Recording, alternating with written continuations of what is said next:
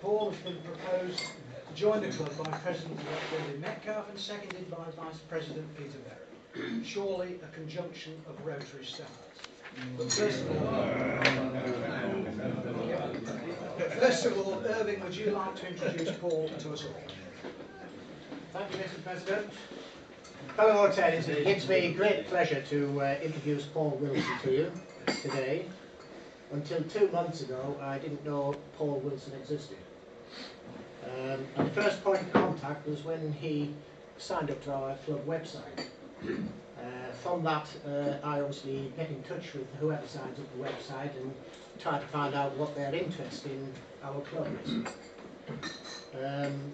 Paul told me he was very interested in Rotary and that he wanted to get more involved with charitable organisations. So from that telephone conversation, I went to see Paul and we had a couple of pints in the Reindeer at Long Bennington and spent a couple of hours there.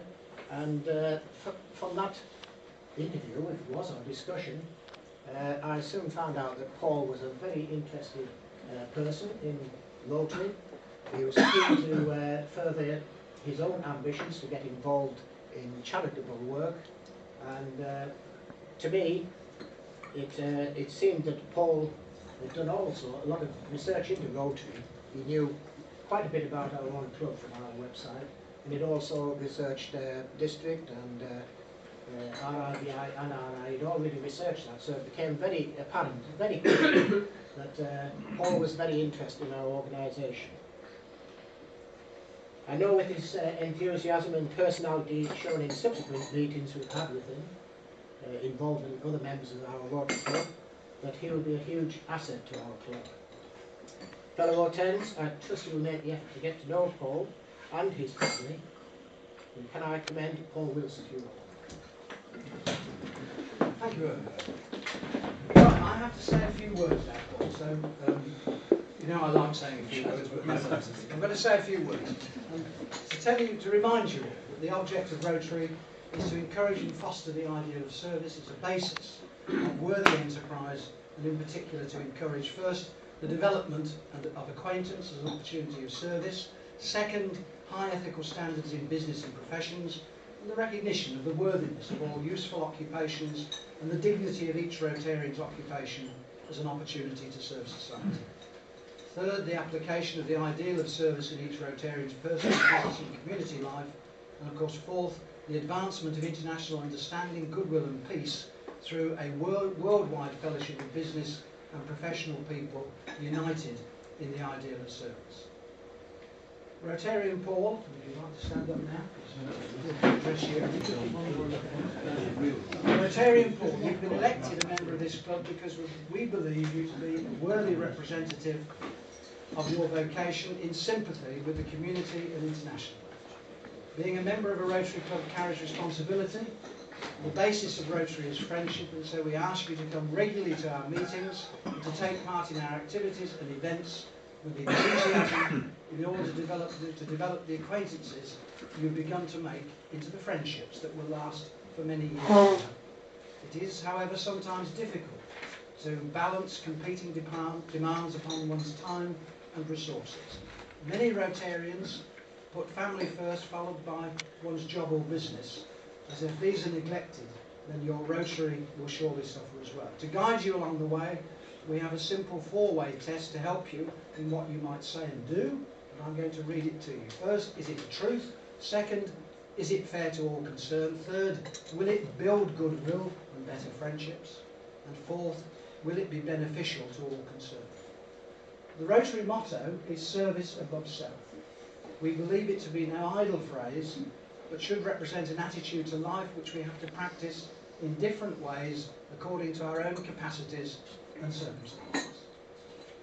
Fellow Rotarians, it is the duty of our Rotary Club to add new members from time to time, so that we may not only increase our usefulness and influence as a club, but also to extend the spirit of Rotary throughout the community. So perhaps I could ask you to stand now.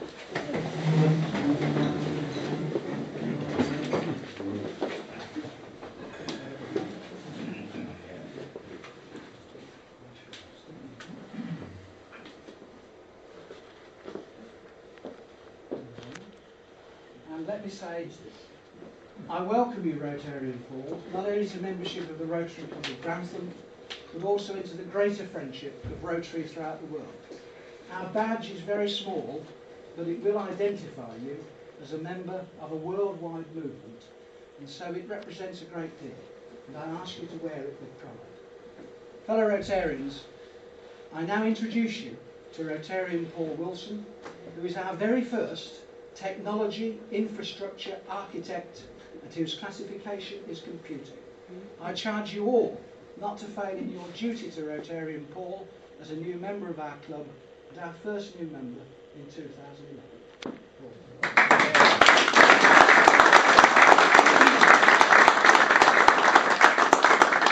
I'd like to sit down, make yourself comfortable, Paul, and thank you, my fellow Rotarians. It's a real honour for me to be able to count myself a member of such a special club and to the wider Rotary family. And right from when I first attended the initial meeting, you guys have given me such a warm welcome. Just couldn't have been warmer. So I've really enjoyed your company over the last few weeks, and the collective experience and knowledge gathered here in the room, along with the loyalty and the commitment, dedication you've all shown, demonstrated to me, has made me quickly make up my mind that this is something I wanted to be a part of. And whilst I can't put your names to faces for all of you just yet, although David seems to be a fairly good guess, I'm looking forward to getting to know you all much more over the coming weeks and months. So particularly for those of you who haven't had much chance to talk to so far, if you'll allow me, I guess now's a good time for me to spend a couple of minutes just to tell you something about myself. So I'm Paul. I've just turned 40. I've been very happily married to Alison for the last 12 years. And we have a wonderful little boy, Ben, who's just turned 5. Now, I've been an IT professional for the last 15 years or so. And although I'm officially home-based, my work typically takes me around the country during the working week. But as I'm able to base myself anywhere in the UK, a couple of years ago we moved down from Leeds to Long Bennington, going back to my Lincolnshire roots as a lad brought up in sunny Scunthorpe. So let me tell you something about my journey to being here today. Fairly easy, straight down the A1, A52. I mean the journey towards Rotary membership. Going back a little in time to just after I graduated from university in '94, I attended a 12-week volunteering programme run by the Prince's Trust. Our team of 16 to 25-year-olds from all kinds of different backgrounds went through a series of team-building challenges, supported by the likes of the fire service and the army. This culminated in a community project, in our case to fundraise for and create from scratch a century garden for the residents of an adult learning centre.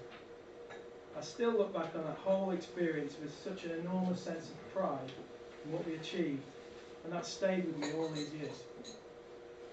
But as I said earlier, my job does tend to involve a significant amount of midweek travel, which has made it very difficult for me to get involved in community groups over the last few years. One of my main passions in life has been sport, and over the years I've managed to squeeze in a number of endurance events for charities such as the Great North Run Half Marathon, British Heart Foundation Cycle Ride, and dare I mention it, the National Swimathon. But just to redeem myself on that front, even before my membership was confirmed, I signed up for the Rotary Swim Marathon team.